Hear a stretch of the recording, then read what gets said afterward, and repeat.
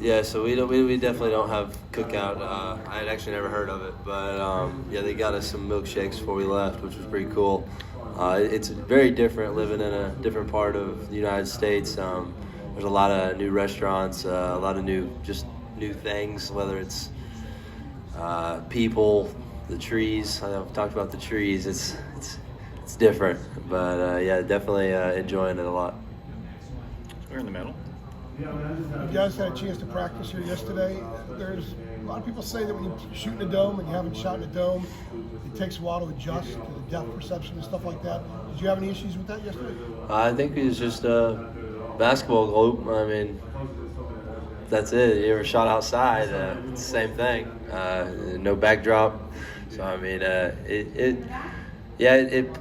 it'll mess you up a little bit, but it's not bad. Does the basket actually stand out a little bit more? Because if you're in a smaller gym, it could maybe blend in with the background. Yeah, I would say it definitely stands out. I mean, there's like, it's weird. It's hard to explain. Yeah, there's a depth problem, but it's not terrible. And I mean, we had a good practice yesterday.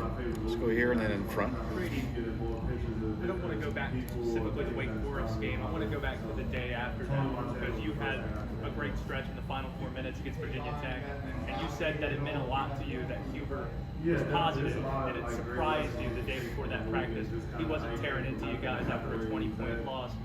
That, coupled with some other times of the year, Hubert's picked you guys up. How important has his motivational tactics been to you guys getting to where you are, you think?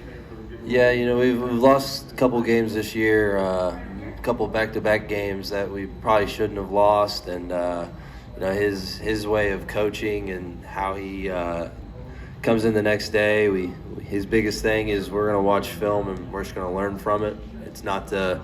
It needs to be seen. It's not to make anybody look bad. It's just one of those things that you need to learn from and you need to see it.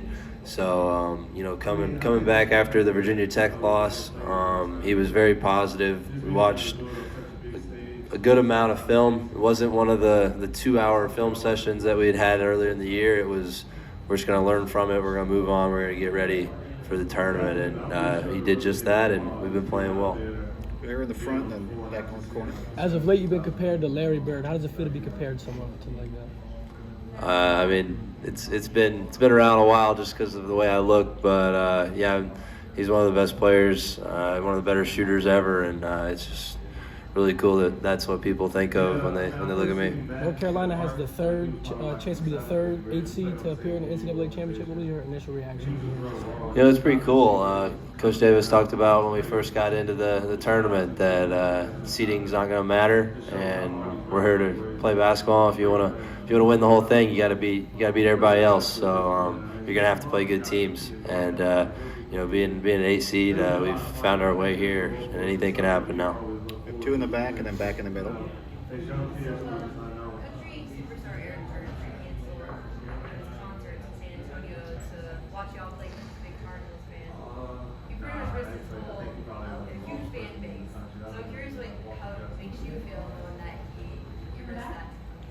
Yeah, it's special. He came to the last game and he was there. We all got to meet him. It was really cool. Have big names like that and fans like that. It's really cool, and it's cool that they know who we are. It's a couple years ago I'm sitting on a couch probably listening to his music, and now he knows who I am. So it's a cool feeling. Go back over here.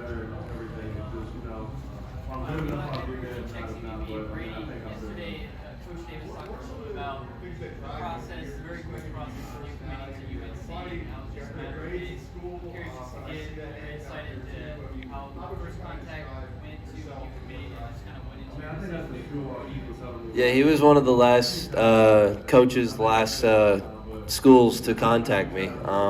It was about a week and a half process for me, and when he called, it was like a Tuesday, and I got in contact with Coach Fred actually, and I basically told him I'm going to make a decision by Friday, and I texted him on that Thursday night and said I want to talk in the morning with my parents.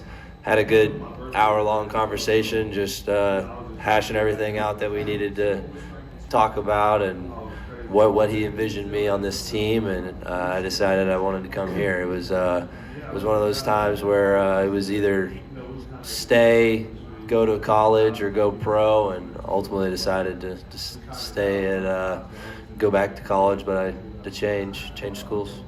We got 3 in the second row, and then we'll go in the back. With you guarded Paolo Banchero at Duke last time. What are the challenges of guarding a player like that? Hey, he's a really good player. He's big, he's physical, he's athletic.